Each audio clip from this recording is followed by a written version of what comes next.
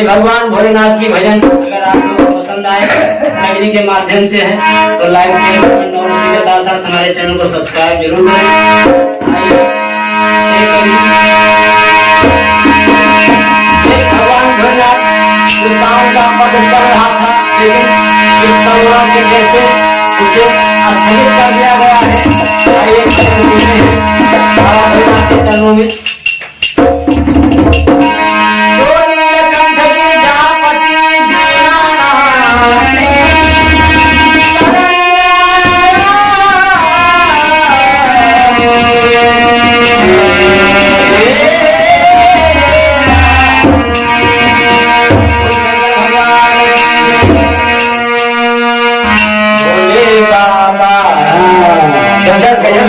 बाबा